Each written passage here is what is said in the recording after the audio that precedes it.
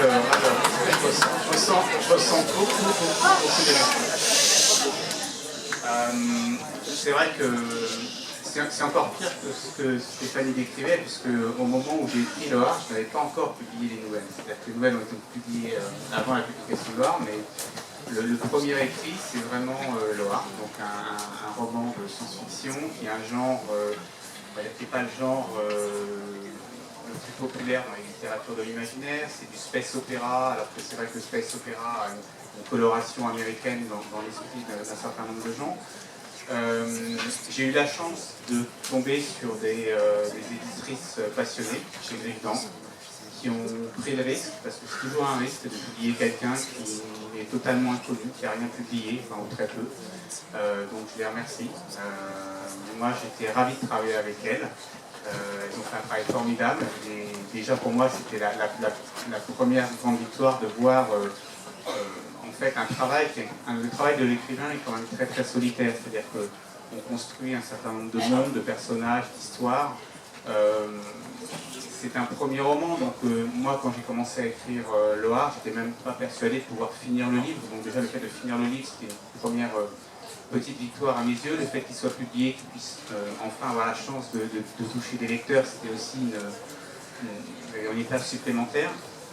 Moi j'étais ravi de travailler avec cette maison d'édition, qui est en effet une petite maison d'édition par la taille, mais qui est gérée par des gens qui sont encore une fois passionnés par la littérature et passionnés par la littérature de l'imaginaire. Et c'est vrai qu'ensuite, j'ai eu la chance d'avoir de bonnes fées, dont Stéphanie Nico, qui se sont penchées sur le livre. Également, je pense à Pascal Godillon, qui est responsable de la collection Folio SF chez Gallimard. Et puis enfin, le fait d'être nominé pour ce prix. Alors, il avait été nominé à d'autres prix, mais le fait d'être nominé pour ce prix qui est pour moi enfin, pas ça parce que je l'ai gagné, mais qui est un très beau prix dans le sens où c'est vraiment un prix de lecteur, et en plus c'est un prix de lecteur jeune. Alors sans faire de jeu de mots, la science-fiction c'est l'avenir et la jeunesse aussi, donc je suis ravi. Quand on m'a annoncé la nouvelle, j'étais très très ému, C'est vrai que je ne vous cacherai pas que c'était une surprise, mais j'étais déjà assez surpris d'être nominé. Et encore plus surpris d'être lauréat. Donc merci à vous tous, merci à ceux qui ont fait l'effort de lire le livre, qui ont accroché, qui ont défendu le roman. Pour moi c'est une grande fierté, donc je suis très heureux et encore une fois très ému. Alors je vous invite tous, moi je suis sur place pendant les 4 jours. Là, la journée de jeudi, c'est évidemment la journée la plus chargée avec le prix et un certain nombre de choses, mais surtout n'hésitez pas à passer pour prendre un peu de temps pour discuter avec vous, parce que ça m'intéresse énormément d'avoir vos avis, vos retours, vos sentiments.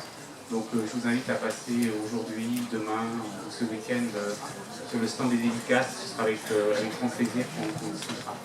Donc merci à vous tous, merci également à toutes les personnes qui ont rendu ce prix possible, donc la région, la ville d'Épinal, les professeurs, les proviseurs, qui sont aussi de grands passionnés. Voilà, donc je ne sais pas trop quoi dire d'autre à part ça. On va donner la parole au lycée. Merci à vous.